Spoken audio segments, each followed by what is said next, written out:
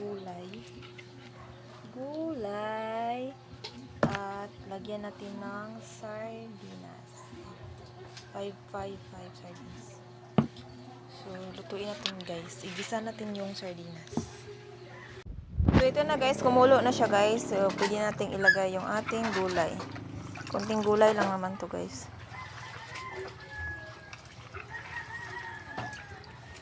Gulay.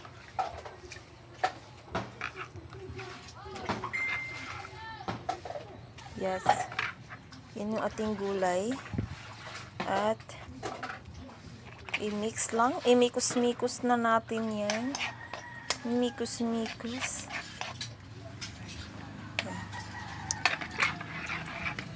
At tikman natin yung ating gulay.